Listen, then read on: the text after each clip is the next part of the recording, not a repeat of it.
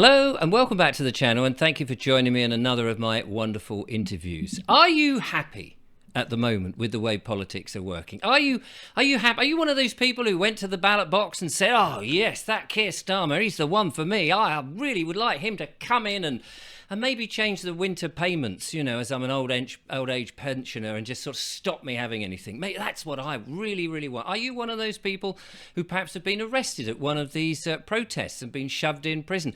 Are you somebody who actually not very happy with this situation? Well, there's a number of you growing, it seems, every day. Social media is full of it.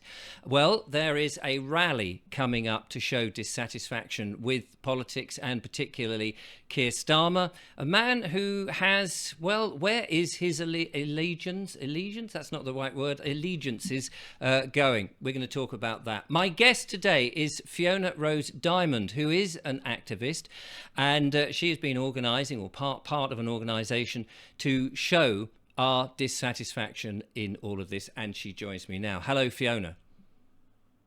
Hi, thank you for having me, Richard. Now, you're an activist, and you spent Yep, a lot of time during the COVID period trying to help people with all sorts of different things, because people have been scared rigid by the previous instalment. It hasn't got any better. In fact, many of us would have known really in advance that it wasn't going to get any better than the last bunch. And now it seems to exactly. really be demonstrating how bad it is.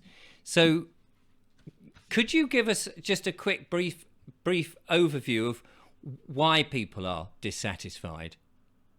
Yeah, well, I've been demonstrating my dissatisfaction for the last 4.5 years now, and sometimes when I look back, I can't believe how much time has actually passed and how long I've been fighting, along with many other people who've also been fighting. And obviously, from 4.5 years ago, I think it was quite easy to see for some of us where we were going with this, that even after lockdowns were lifted and we seemed to go back to normal, that it was going to get far worse before it got any better. We were saying that for years, and obviously now we have a prime minister that's almost boasting that that's the case, because obviously I believe that he's been selected to be in his position in order to usher in this tyrannical, digital dystopia that we have been talking about for the last 4.5 years. Some people obviously for longer. But my activism started in 2020, very early, when we were locked down. I saw a breach of our human rights entirely. We were censored. We were losing our freedom of speech. We were treated much the same as some of the genuine protesters we see out now, standing up, trying to express their legitimate concerns about mass illegal migration. Yes, there is some thuggery. Yes, there are things going on that I don't agree with. I don't think violence is the answer, but it's happening on both sides. And clearly they are targeting one again. We are seeing two-tier policing again, like we saw in 2020. So I started with really trying to reach the community. So I'd go out and do lots of outreach in the community. We were talking about the jab before it was rolled out. I was going to mass vaccination centres. I organised rallies from 2020, and I saw one of the things for me was the amount of people that were also questioning the narrative, that were also standing up and saying, hang on, something's wrong, I don't agree with this. And the more and more that came out, the more doomsday, news that people, I forced myself to watch the news. I despise watching the news. But I did, in order to find out and try and connect the dots and see where this is taking us. So I did lots of campaigns over the 4 years. I've organised myself some of the largest rallies that we've seen in London for the last 4.5 years. And I have absolute faith in the, demonstration in person of mass non-compliance, because I believe that we've affected change in a positive way, in a sense that we have pushed back their plans, which the World Economic Forum has essentially admitted in some of their documentation, in that things have been slightly delayed. Like, for example, vaccine passports, NHS vaccine mandates. We made that change through standing up, demonstrating on the streets and demonstrating in person our mass, non-compliance, our dissatisfaction. So yeah, I'm essentially back again. I've not organized a protest in a year, actually. The last protest I did was in September of 2023. But yeah, I'm back. I think it's that time. I think we're at those. It's really, really dark. I saw this coming many, many months ago, before Keir Starmer stepped into his position, which obviously he was planted to do exactly what he's doing now. So he's showing us how dark it will be, and I think we can't just sit back and accept all this draconian legislation, all of this nonsense, even the smoking ban in outdoors in pubs that he's announced today. I mean, it's crazy, and he obviously is not of the real world as we know. We've got that little clip. It's a famous clip, of course, which sort of before he was even put into power, he was admitting where his colours lay, and I thought that in itself was enough to put people off. However, it didn't seem to. Although he only really got a very small number of people voting for him, as we know, and yet the Yeah, party not well, political 9 systems. million. I mean, we've said this, 80% of the population did not vote for this man. They did not Yes. vote for him.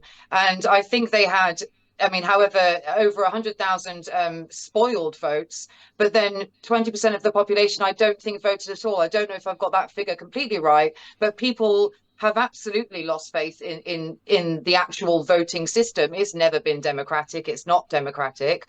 But he got 9 million votes. Yes, and with that 9 Yeah, million in a so 70 million country, it's amazing that he is now being able to dictate this tyrannical policies of his and expect all of us to just acquiesce. Let me and play. he's Let me very cocky with it. He's very and cocky with it as well. let me just find the little clip that everyone will remember. Quickly, you have to choose now between Davos or Westminster. Davos. Davos, there it is. And he painted his colours right at the beginning there. Let me get rid of that screen and bring you back. So we knew what we were getting. But that, of course, hasn't made the blind bit of difference with only 9 million people voting him in. And there he is. So what are you proposing that people do to A, show their dissatisfaction with the situation and hopefully change matters? I think that's obviously, I don't think people did know what they were getting entirely. I think people have been kept in the dark, obviously intentionally. They want us completely ignorant, not really knowing what's going on because, they've got control. You're expected to trust them. I don't think people did realize, and still, I would say a hell of a lot more people realize that we've got these unelected bureaucrats who are dictating policy like the World Health Organization, like the World Economic Forum.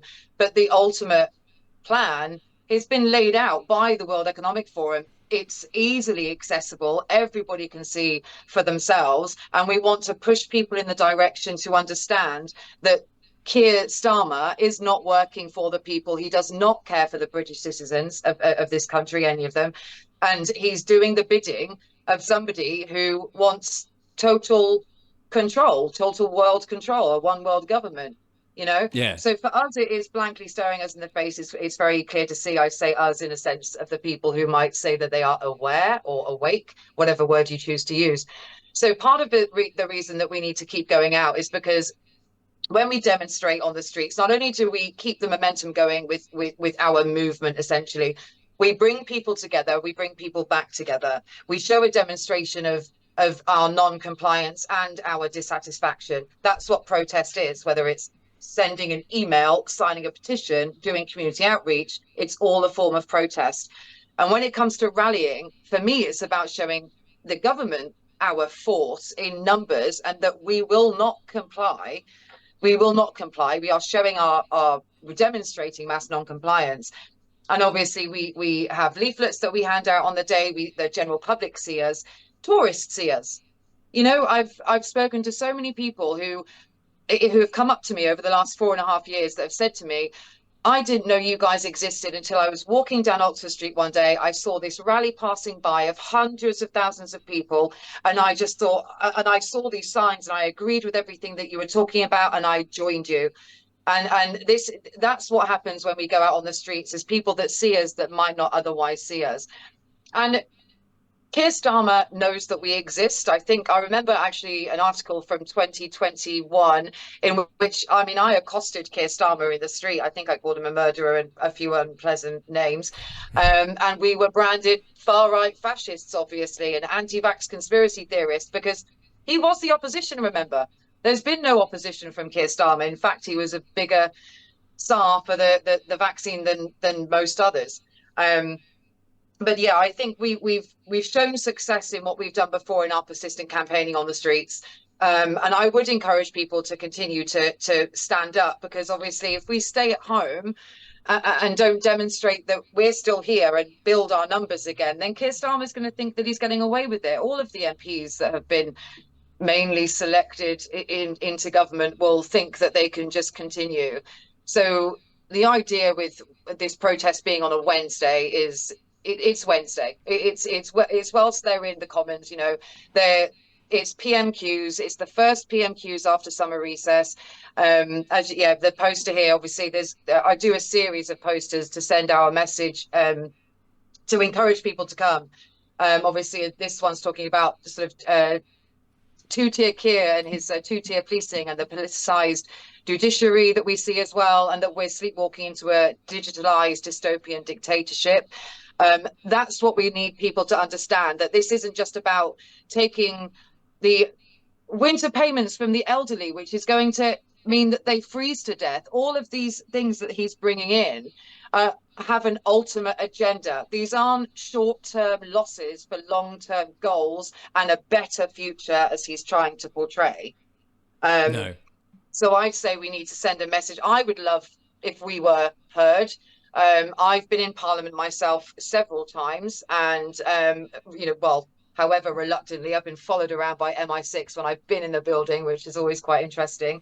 I'm someone that's been arrested for this action, specifically for protest. I have 6 convictions because I protested from 2020, and I have watched as the government, whether it be Tory or Labour, have tried to crack down on protests in general and essentially make it harder. We can't make certain noise, we can't disturb certain businesses, we can't do this, we can't do that.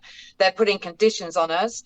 They've put people in prison under the new public order bill offences, and now they're putting people in prison for Facebook posts. So protesting works, otherwise they wouldn't be trying to stop it and silence us and make it so difficult for us to come together. I mean, I see us, waking up in a full-on 1984 dystopia if we don't come back together and keep standing and shout it from the rooftops now, that we won't have this. No. Let's just have a look at one of your other posters whilst we've got them here. Here we go. This is Keir Starmer taking the knee, the very famous picture. Yeah, says, no matter what your faith or colour of skin, we are one human race. While the UK government spread misinformation and propaganda that cost lives, they're trying to silence you, defend your freedom of speech. We must unite and stand against two-tier policing and a politicised judiciary, which we have obviously been talking about on this channel for many months. So this is taking place on Wednesday the 4th of September, which is only in a few days' time, 12 o'clock, 12 noon, in London at Parliament Square. And I guess people will just recognise people when they get there. They'll know where they're going and what's happening. Yep, well, as usual, there'll be banners and boards. And I encourage people as well. Like I said, I want to spread this message of unity as well. And when I talk about unity, I'm talking about, it doesn't matter what faith you are, what the color of your skin is. It does not matter. There's good people in this country of all, skin colors and faiths. It's not about left versus right. It's not about black versus white. It's not about faith versus faith. This is about humanity versus tyranny. And I think this is what I would love to send the message. And I think this might be something that's ongoing as well. I would hope it is. This might be the first of many. Because we're not just going to unite on one day and that's it, and then we win. That doesn't happen. We've made change over months of campaigning and protesting, like we did with vaccine passports and the NHS vaccine mandates. Massive rally in January 2022 to top off months of campaigning for the NHS staff, the 88,000 unjabbed NHS staff. We saved their jobs and potentially their lives in our demonstration. When we threw the uniforms over number 10, it was iconic. It was a message that was seen. It was a message that was heard, that we delivered, and we will do the same thing again. See, I lost my train of thought because I do tend to ramble a little bit, but let me just ask you this then. Is there, I mean, presumably these people aren't daft. They've been planning these sort of things. They must know that there will be these type of rallies. And I've often asked this question of my audience. Is it not possible that they've already planned for this, and that sometimes these rallies might be falling into their playbook in as much as they expect it, and it will start to sort of give the impression, oh, it's not safe to be on the streets, therefore what we need to do is to bring in the IDs, the facial recognition stuff. And actually, does it help perpetuate some of their policies by giving the impression that it's not safe? Now, I obviously, you're not going to be asking people to be violent, and obviously it's a very peaceful thing altogether. But we, at the same time, they do operate with a lot of shenanigans, and may well have rent-a-mob who infiltrate and start to try and cause a ruckus so that the TV cameras will pick those bits of news footage rather than the peaceful people going about their business and just saying, hey, we object to this and we don't want it. I would hope that people, obviously, on one point about agitators there, I've been doing this, like I said, since May of 2020 is when I started organising protests. I have been seen, and people would have seen viral clips of me standing between agitators and the police. I'm not shy to stand between genuine, what we know as Antifa, that come with the masks. They've changed what Antifa looks like now, and they've made it. I think we've all seen it. It's the sort of extreme far left they're painting it as now, but the real agitators, I'm not fearful of those people, and I'd hope people would have some faith in me. Going back to your first point about the plan, every single thing that we've seen, every single thing is a plan. Everything is a plan, and I actually think, in my personal belief, is the opposite. I believe that they would have ushered in rules and laws prior to our pushback if they expected it, because none of us would have known what was going on if they tried to do this in 2015, for example, with Extinction Rebellion. Why wouldn't they then say, oh, they're being a nuisance with the paint in the fountains at Trafalgar Square or outside Buckingham Palace? I don't think they expected our pushback in 2020. And I think they've had to react to our pushback. So I don't think that they did not expect to have 1.2 million people marching on the streets in spring and summer of 2021. So I don't think that was part of their plan. And I know that the whole world was watching London from summer of 2020. One of the rallies that myself and Piers Corbyn and many other individuals came together to organise. August 2020, I think RT was live streaming, and I think they lost their signal. There were so many people watching, millions watching worldwide. And we were the first country to stand up the way that we did. The people of this country came together, again, united, no matter their faith, race, religion, it didn't matter. That's what I want to see again.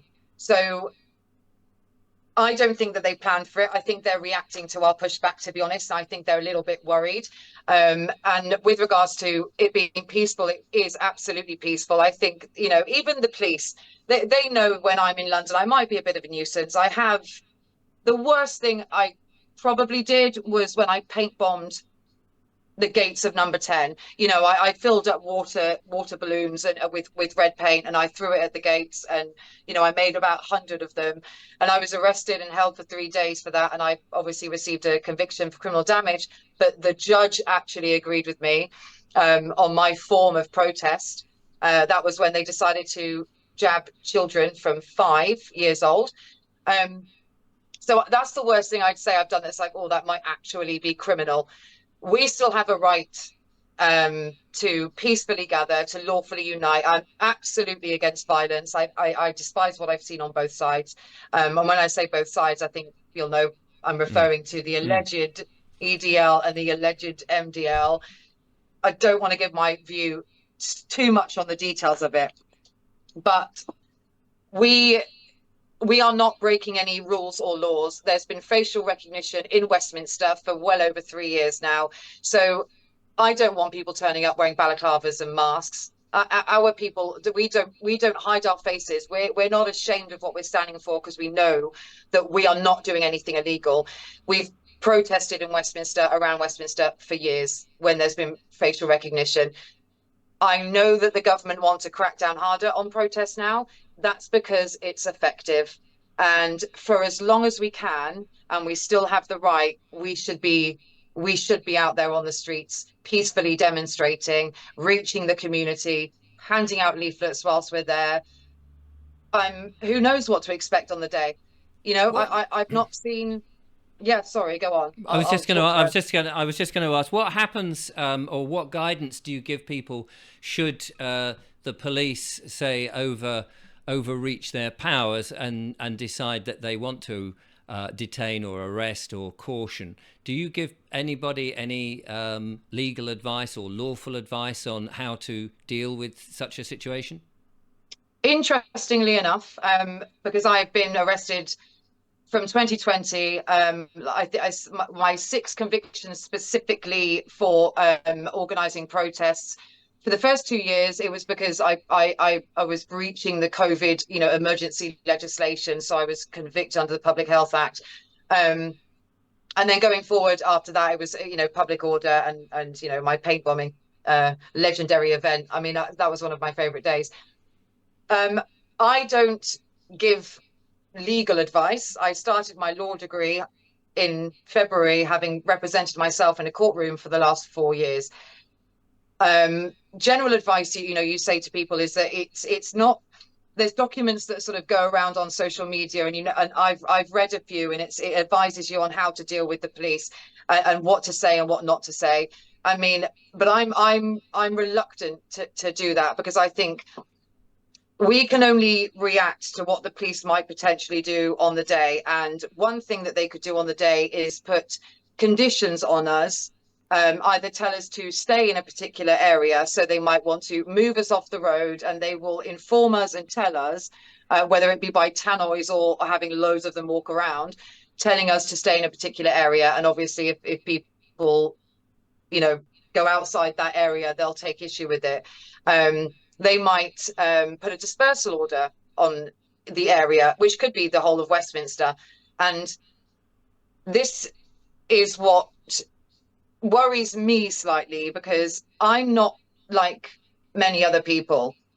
I have now a full record of showing that I do not comply. Even representing myself in a courtroom really annoys some of the Crown Court judges. It frustrates them, because they have an obligation to make sure I know what I need to know, and they have to explain things. But being arrested isn't that unpleasant, but it's not being arrested that scares me at this point. It's actually having them trump up some charges and say that we were inciting this, inciting that. So I would only say to people, always be careful about the language that you use when you're posting on social media, hence why I say what I say. Don't agitate yourselves. Don't get aggressive and swear at the police, because at the end of the day, you can be arrested for a public order offence for telling a copper to F off. Like, it's always been that way. It's nothing new. I've been arrested for it myself. Like I say, don't agitate and don't start anything. And if you do see agitation from someone, especially if they're masked up, we are peacekeepers, in my opinion. I think we do have a bit of a sort of obligation to make sure that we are, as a group, peaceful and united, and it's uplifting and it's not angry and aggressive.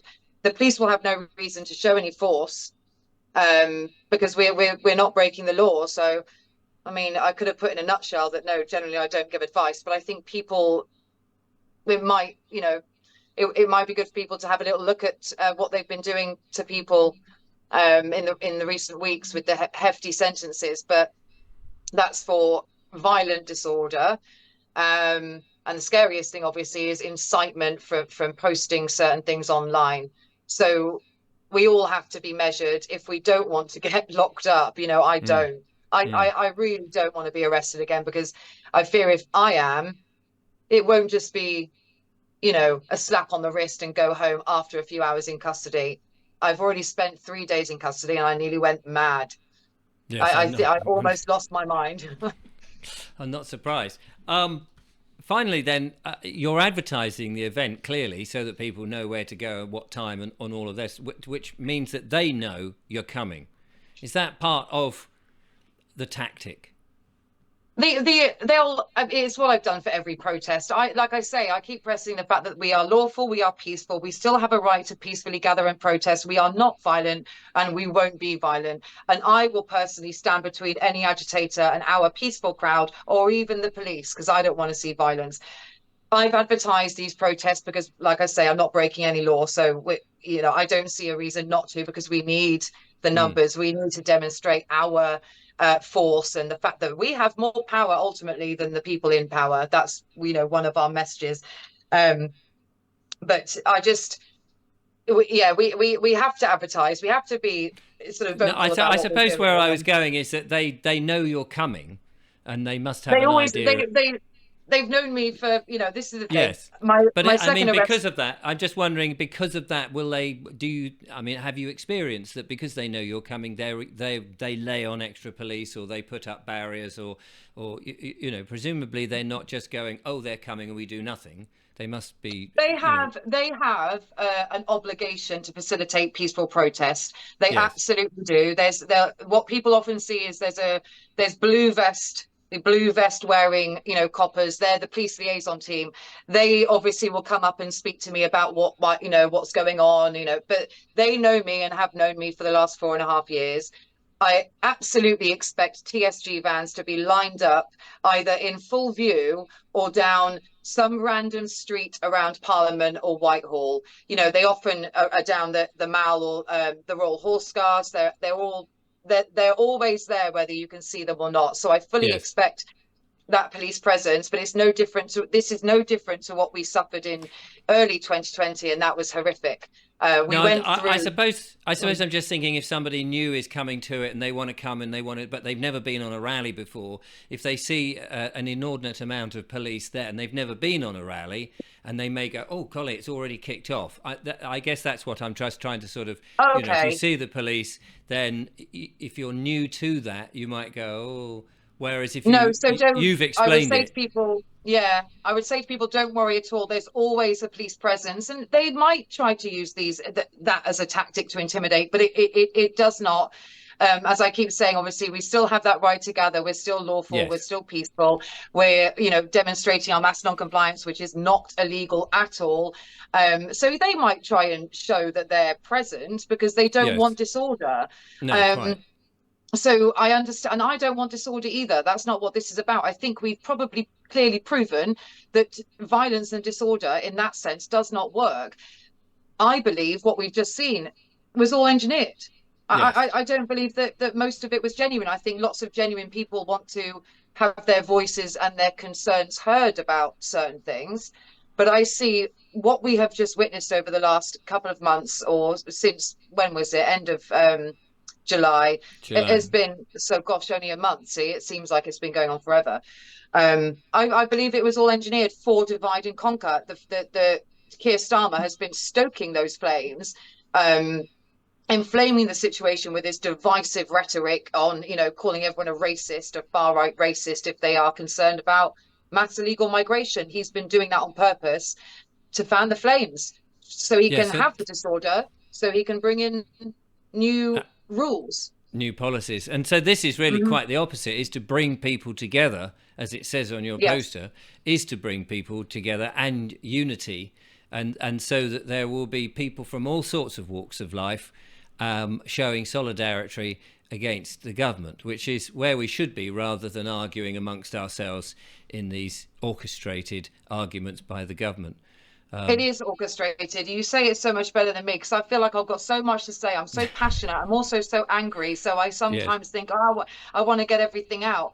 But that's exactly what it is. I think trying to get people to see that their enemy, is not their neighbor, it's not someone of a different faith, that this has all been engineered, that you are not a social leper. if Yes. you hold views that you might be someone who supports the end to genocide in a particular country, but then equally has concerns about our broken borders, that doesn't make you. They want us to fit into these boxes. They want to put you over here, on the left over here, on the right over here, on the far left or the far right. It's constantly trying to put you into a little box. And then if you have opinions that you think, oh, but I think this, and I also agree with what they're saying, we can all have an opinion. And I think there's so many people in this country, and I want to say one thing about migration. We have many, many people in this country that pay for the privilege to be here. Every legal migrant and every family that's comes to this country that's basically financially paid for the privilege, that loves this country as well, whether they're Muslim, British born Muslim, from, I don't know, Poland, wherever people are from. There's people that love this country too, that appreciate the fact that they're here and they're living, we're all living next to each other. We can be united, but they're using these things. They've used religion to divide for centuries. And they've used it to control as well and pit us against each other. They've used politics for the same reason, and wealth and people's, economic standing, or whatever you might call it, jobs. They use everything to divide us. And it doesn't matter if you're a banker, a British Muslim banker, or, me, an activist that's, can't get a normal job because of the things that I've done and the newspaper articles about me and my convictions.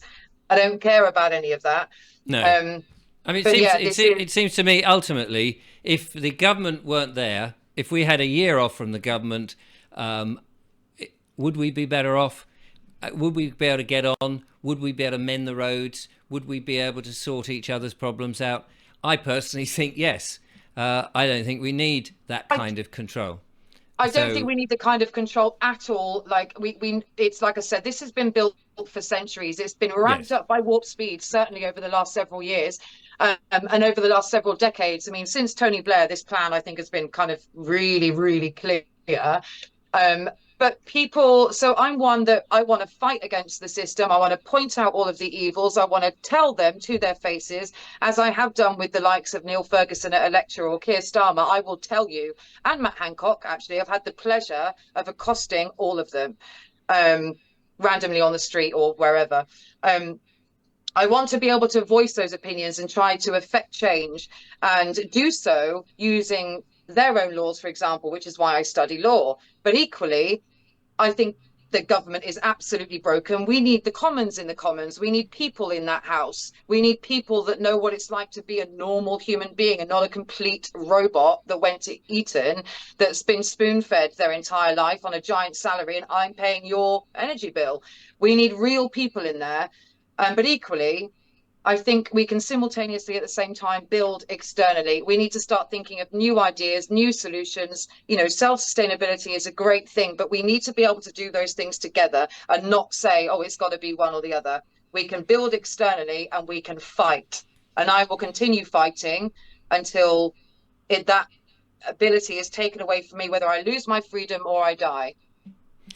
Well, let's hope you don't die on the 4th of September, no. Wednesday coming. Let's hope that it continues to remain peaceful and that people do turn up and are united, as I'm sure they will be. Fiona, thank you so much for telling us about it. I guess, at the end of the day, not only is it there to sort of make a statement, but also to have a bit of fun with one another. If we can't have fun when we group together and enjoy and poke fun at the government for their nonsense, then we're not living, are we? No, we are. It really does bring people together. It keeps our momentum going, and it gives people hope to carry on.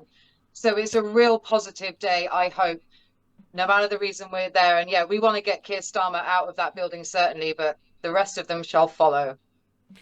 There you go, ladies and gentlemen. If you want to take note of that or turn up on the 4th, it's at Parliament Square at noon on the 4th of September. Be interested in the comments, and I dare say the internet will be awash with some of the videos that personal videos that people will take and put up, which will be great to see. Fiona, thank you so much for coming on the show and telling us all about it, and with such passion, which is lovely to see. Very much appreciate that, and good luck on the day. Let's hope. Thank you. Thank you. I hope to see many, many people there. I really do. I'm sure there will be. You've obviously done it many times before, so it will go like clockwork, which is great news. Usually well organised. There we go. I'll be back with more monologues and more wonderful guests in the future. But for the moment, for now, thank you so much for watching. Till next time, from Fiona and myself, goodbye.